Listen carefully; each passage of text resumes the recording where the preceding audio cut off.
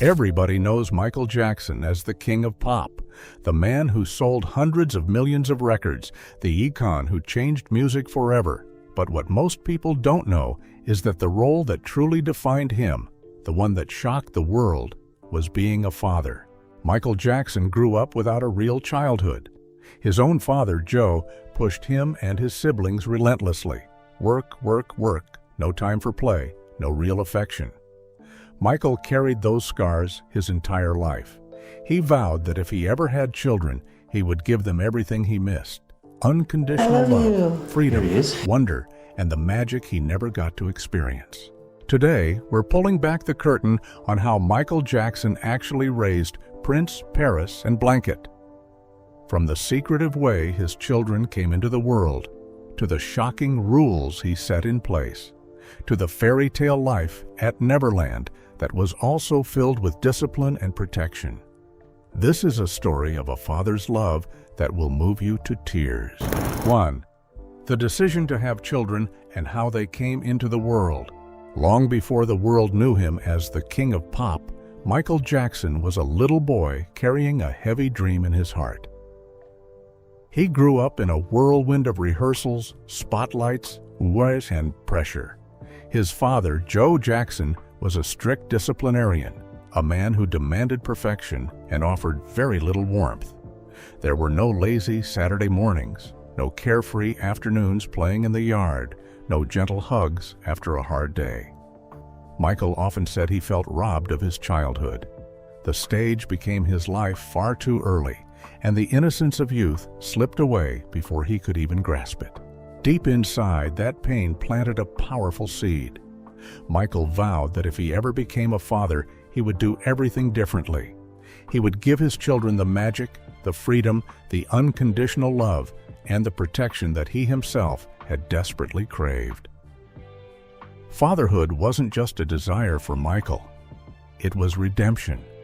It was his chance to heal the little boy still living inside the global superstar. By the mid-1990s, after years of immense fame, public scandals, and deep personal loneliness, Michael Jackson felt an urgent calling in his heart. The spotlight that had defined his life since childhood no longer satisfied the emptiness inside. He wanted a family, a true sanctuary away from the chaos. More than anything, he longed to become a father and give his future children the love, protection, and joyful childhood he had been denied. That deep desire for children became the driving force behind one of the most unconventional chapters of his life. In 1996, Michael married Debbie Rowe, a dermatology nurse who had worked with him professionally for years. Their relationship shocked many. It was not a traditional fairy tale romance filled with passionate dates and public displays of affection. Friends and insiders later revealed that the marriage was largely built around Michael's strong wish to have children. He trusted Debbie, valued her calm presence and understanding of his private world, and saw her as someone who could help him realize his dream of fatherhood without the intense media circus that followed his every move. The union itself raised eyebrows across the world. Tabloids called it strange, rushed, and mysterious. Michael and Debbie kept most details extremely private, fueling even more speculation and shock. Some reports suggested the marriage was more of a practical arrangement rooted in friendship and his burning desire to become a dad rather than conventional romantic love. Yet for Michael, it was a serious step toward healing. He wanted to create a stable environment where he could finally be the devoted father he had always imagined. During their marriage, Michael's focus remained laser-sharp on building a family. He poured his emotions into preparing for parenthood, designing nurseries at Neverland, planning safe spaces, and imagining the life he would give his children. The couple welcomed their first child, Prince Michael Jackson Jr., in 1997. A daughter, Paris Michael Catherine Jackson, followed in 1998. Both children represented the fulfillment of Michael's deepest longing, a direct answer to the lonely little boy he once was. Those early years of marriage and new fatherhood brought Michael a rare sense of peace amid the storms of fame. He was hands-on from the beginning, changing diapers, singing lullabies, and playing with the babies in the privacy of Neverland. Debbie's role allowed him the space to embrace fatherhood the way he envisioned it. However, the unconventional nature of their relationship continued to draw intense public fascination and criticism. The world struggled to understand a superstar choosing such a private, purpose-driven path to family. In the end, Michael's marriage to Debbie, though short-lived and often misunderstood, succeeded in the way that mattered most to him. It brought his beloved children into the world. It was a shocking, deeply personal decision that revealed the true heart of Michael Jackson, a man willing to defy expectations and norms just to become the father he had always dreamed of being. On February 13, 1997, Prince Michael Jackson Jr. entered the world. Debbie gave birth, and Michael was overjoyed. He held his newborn son with trembling hands, tears in his eyes, whispering promises of the life he would create for him. Just a little over a year later, on April 3, 1998, Paris Michael Catherine Jackson arrived. Again, Michael was there, pouring every ounce of his love into these precious new lives. Both children were conceived using Michael's sperm and Debbie's eggs during that marriage. For the first time in his chaotic life, Michael felt a sense of completeness he had never known on stage. But Michael's vision for his family went further. He wanted a third child.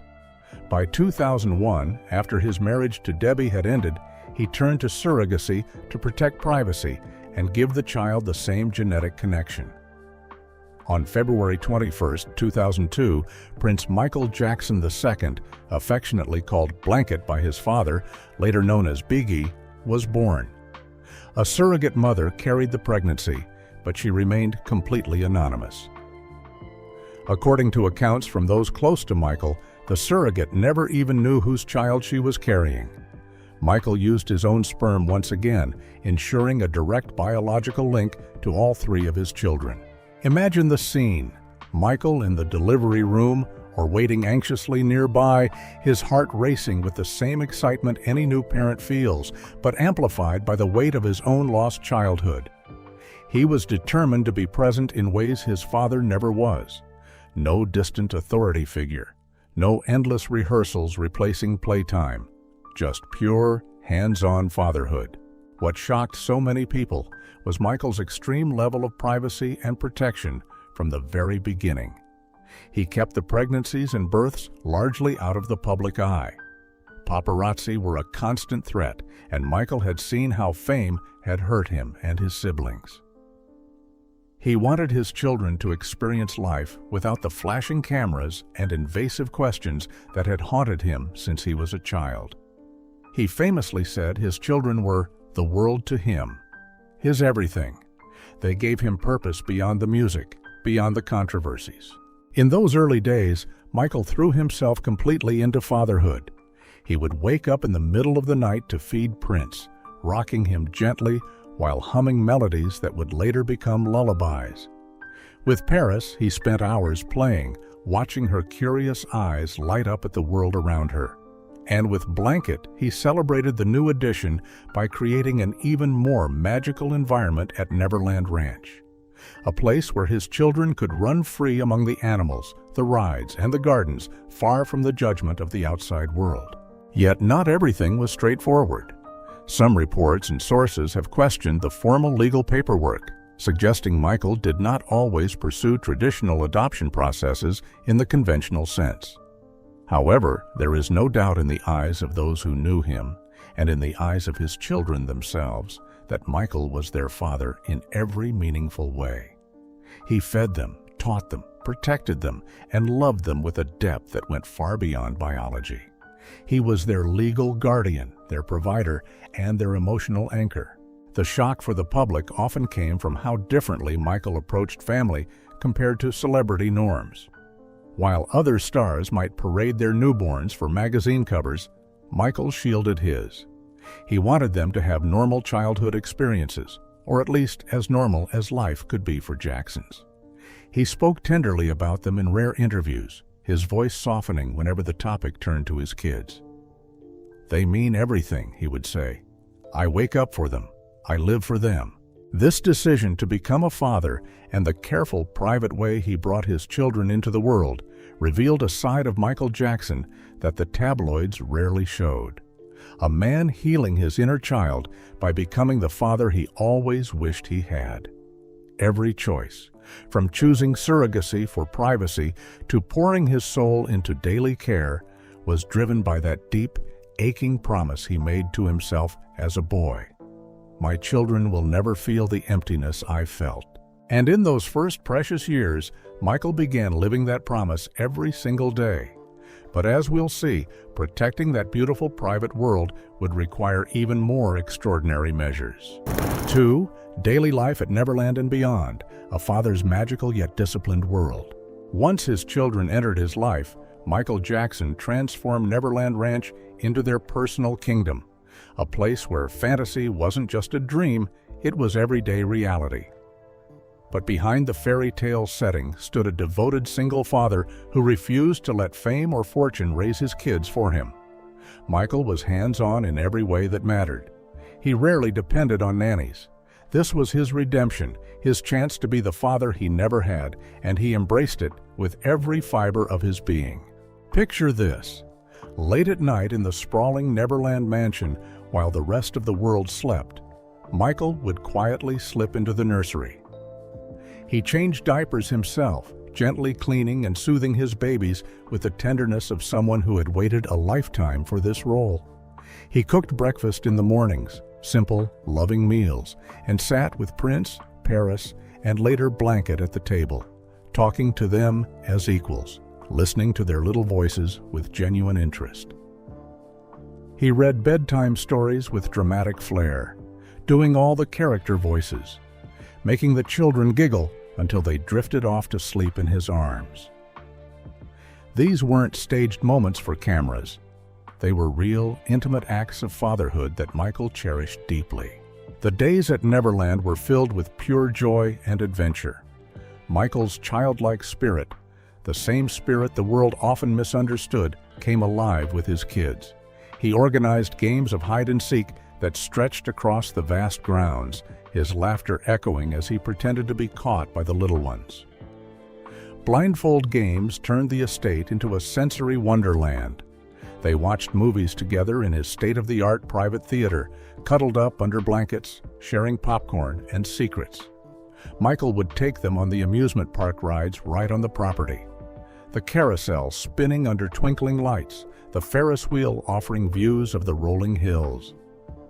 There were animals everywhere, elephants, giraffes, tigers, and more. The children fed them, played safely nearby, and learned about nature in the most magical way possible. Neverland truly was their private Disneyland. A fully functioning movie theater, sprawling gardens, carnival rides, and an atmosphere of wonder that most children could only imagine. Michael loved watching his kids' faces light up. He would often bring them to watch him rehearse or work, letting them see the dedication behind the performances while reminding them that hard work mattered. Prince later recalled how fun it was to simply spend time with his dad, who always met them on their level, playful, present, and full of life. But Michael's childlike nature wasn't just about fun and games. He balanced it with loving discipline, a shocking contrast to the extravagant surroundings. He had that playful side, pulling gentle pranks, making silly faces, treating his children like best friends during playtime, yet he remained a firm father. He didn't want to spoil them, no matter how much luxury surrounded them. Toys and treats weren't handed over freely. Everything had meaning. This was where the real shock for many outsiders came in. One of the most jaw-dropping elements of their daily life was Michael's extreme protection. When venturing outside Neverland's gates, he often had the children wear masks or veils to shield their identities from the relentless paparazzi.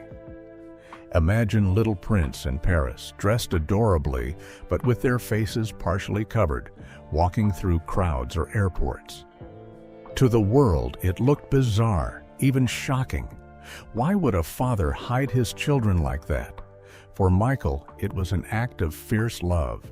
He had lived under the microscope since childhood and knew how cruel the spotlight could be. He was determined that his kids would not suffer the same invasion, the same loss of innocence that had pained him. Those masks became one of the most talked about and misunderstood symbols of his parenting. A dramatic, visible reminder of how far he would go to protect what mattered most. Even inside their magical world, Michael instilled important values. Life was luxurious, yes. Private jets, beautiful homes, endless opportunities, but he made sure his children understood that privilege came with responsibility. He taught them gratitude through small, everyday lessons. No tantrums over toys. No sense of entitlement.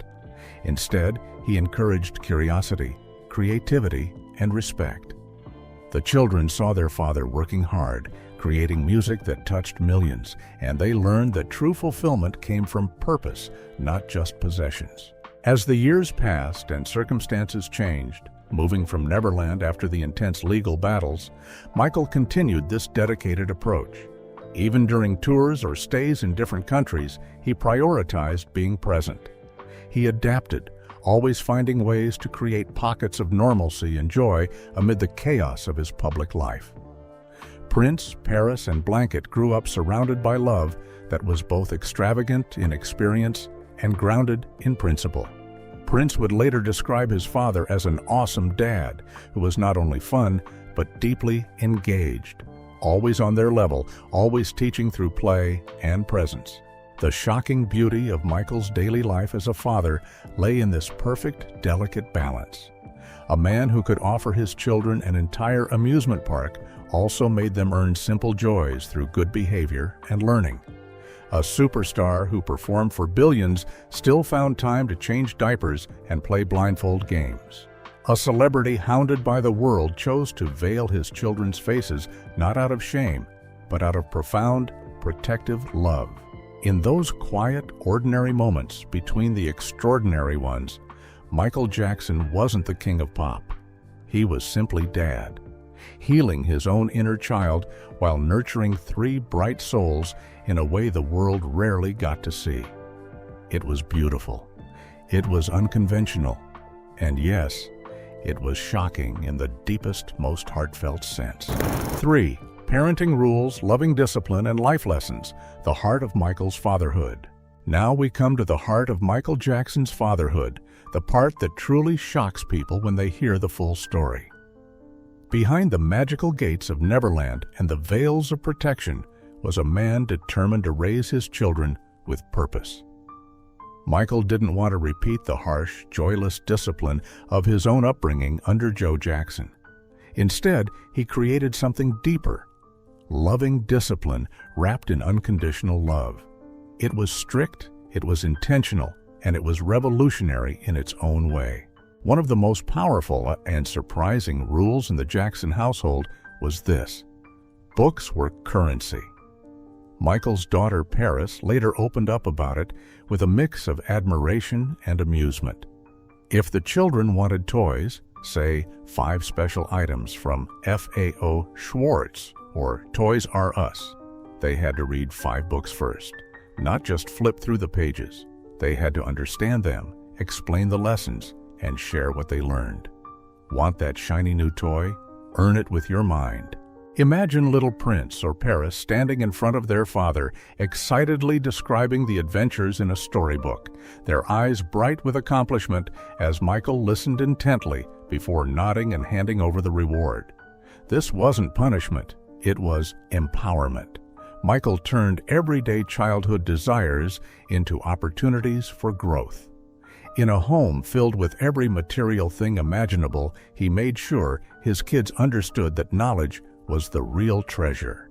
No spoiled brats here, no sense of entitlement. Just a father quietly teaching that hard work and curiosity lead to joy. Michael's discipline was never loud or frightening like the shouting and pressure he endured as a child. He called it loving discipline. He taught simple but powerful manners. Excuse me before interrupting, patience while waiting their turn. There's a tender, often shared moment where Michael is offering cookies. Little Prince approaches eagerly. Michael gently stops him. "Prince, over here," before I grind you into hamburger meat." The boy pauses, behaves, and only then receives the treat with a warm smile from his dad. Small scenes like this happen daily. Michael would take the older kids to toy stores alongside friends' children. While the other kids grabbed cartfuls of toys, Michael would lean down calmly and say, "You're only allowed one. Make sure it's the one you really want." Responsibility, gratitude, choice.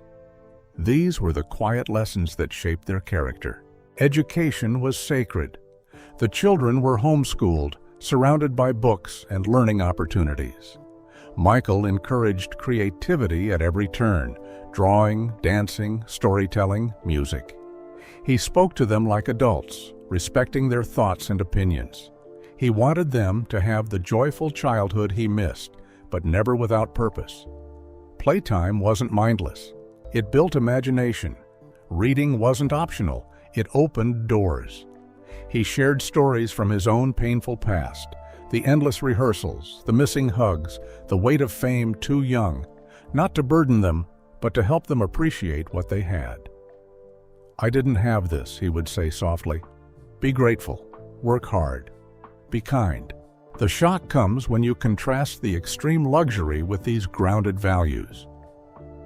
Neverland offered a private amusement park, exotic animals, and limitless wonder. Private jets whisked them around the world. Yet Michael refused to let any of it spoil them. He protected them fiercely, sometimes extremely so. The masks and veils when stepping outside became one of the most controversial and dramatic elements of his parenting. To outsiders, it looked odd, even alarming. Why hide such beautiful children? For Michael, it was survival. He had been exploited since age 5. He knew the pain of lost privacy. Those veils were armor, a father's desperate, visible declaration. "Not my kids, not like I was." This extreme protection raised eyebrows and fueled tabloid storms. People questioned it. Critics called it strange. But fast forward to today, and the results speak volumes. Prince, Paris, and Bigi grew up into thoughtful, resilient young adults who speak of their father with profound love and gratitude. Prince has said he wants to emulate Michael's parenting style one day. Paris has carried forward the book rule and the emphasis on earning things through effort. They didn't become entitled celebrities lost in fame. They became individuals who understand empathy, hard work, and the value of family, exactly what their father fought to instill. There were dramatic, heart-wrenching moments too. During the intense legal battles and media scrutiny in the mid-2000s, Michael shielded his children as best he could. He moved them, adjusted their routines, and remained their constant rock. In quieter times, he would sit with them and explain life's challenges in ways they could understand, turning potential trauma into lessons of strength and compassion. He wanted them prepared for the world without being broken by it. Michael Jackson poured everything he lacked as a child into raising his own: joy, boundaries, knowledge, and above all, love. His methods were unconventional. They shocked the public. The masks, the strict reading requirements, the deliberate resistance to spoiling in a world of excess, all of it came from a place of deep healing and fierce devotion. He wasn't trying to create mini superstars. He was trying to create good, grounded human beings who knew they were loved beyond measure.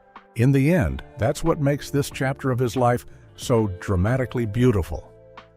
A man who conquered the world with music chose to conquer fatherhood with quiet, consistent acts of love and wisdom. His children didn't just survive his complicated legacy. They thrived because of the foundation he built with books, patience, protection, and an overflowing heart. 4. Challenges, scandals, and lasting lessons. No story of Michael Jackson's fatherhood would be complete without acknowledging the enormous storms the family faced. For all the magic at Neverland, the outside world brought relentless pain. And Michael's greatest test as a father came during the dark years of 2003 to 2005. show deed to. The accusation of child molestation at Neverland hit like a thunderbolt. Michael was arrested, subjected to a humiliating trial, and thrust into the global spotlight in the worst possible way. He maintained his innocence throughout, and in 2005, a jury acquitted him on all charges. But the damage to the family was real. The children, still so young, sensed the fear and chaos around them. Michael worked tirelessly to shield Prince, Paris, and Blanket from the worst of it. He moved them when needed, created safe bubbles of normalcy, and reassured them with love. In private moments, he explained, in age-appropriate ways, that the world could be cruel, but their family bond was unbreakable. Those years tested every promise Michael had made to himself as a father. The man who once escaped his own painful childhood through music now had to protect his children from a similar invasion. The masks and veils became even more important. Public appearances were minimized, yet through it all, Michael remained their anchor. Friends like artist David Nordahl, who witnessed Michael's devotion up close, described a father who changed diapers at night, sang lullabies, and rocked his babies to sleep even amid the media frenzy. The scandal didn't break his commitment, it deepened it. He emerged more determined than ever to give his kids the stability he had lacked. Then came the ultimate heartbreak. On June 25, 2009, Michael Jackson passed away suddenly, leaving the world in mourning and his children without their beloved dad. Prince was just 12, Paris 11, and Blanket only 7. In the immediate aftermath, their grandmother Catherine received temporary custody. The transition was painful and very public. The children faced intense media scrutiny, questions about their future, and the weight of their famous last name. Many wondered if they would crumble under the pressure. But here is where Michael's parenting shone brightest. The foundation he had carefully built, the books as currency, the loving discipline, the emphasis on resilience and gratitude, held strong. The children didn't retreat into entitlement or chaos. Instead, they grew into thoughtful, strong individuals who continued to honor their father's memory. Prince has spoken movingly about wanting to become a father himself one day and taking notes from everything Michael did. He remembers his dad's childlike joy, the way he met them on their level, and the quiet strength he showed even in hard times. Paris has repeatedly highlighted the book rule and the discipline that taught her to earn things through effort and learning. Both have described Michael not just as a superstar, but as Dad, the man who gave them love, wonder, and tools to navigate life. Bigi, too, carries that quiet resilience. Michael succeeded in what mattered most. He passed on deep love and the ability to bounce back. Despite a life full of unimaginable highs and devastating lows, the lost childhood, the fame, the scandals, the isolation, he turned his pain into purpose. His children learned empathy because he showed them vulnerability. They learned discipline because he refused to let luxury spoil them. They learned resilience because he protected them fiercely while preparing them for the world. The shocking truth is that Michael Jackson's greatest legacy may not be the music that changed the world, but the quiet, determined way he raised 3 children to rise above it. Michael Jackson was not a perfect father. No one is. He made choices the world didn't always understand. The extreme privacy, the veils, the unconventional rules. But he was one of the most devoted fathers imaginable. He took the deep wounds of his own childhood, the missing affection, the stolen innocence, and transformed them into a fierce, overflowing love for his children. He gave Prince, Paris, and Blanket the magic, the protection, the discipline, and the joy he had longed for as a boy. This is the real story behind the headlines. A father who turned personal pain into generational healing. A man who showed that love, real, protective, purposeful love, can overcome almost any obstacle. In a world quick to judge, Michael Jackson's parenting reminds us that the bond between parent and child is more powerful than fame, scandal, or public opinion.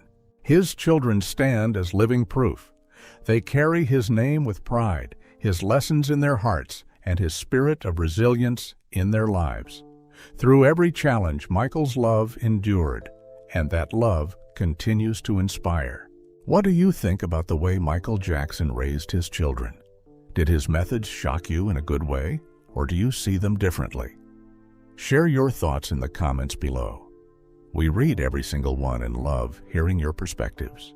If this deep dive into the Jackson family touched you, please give this video a thumbs up, subscribe to Black Legend, and hit the notification bell so you never miss an upload.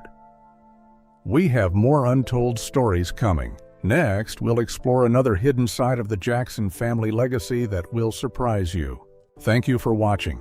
Remember, real legends aren't just defined by their talent. They're defined by the love they leave behind. Until next time, stay legendary.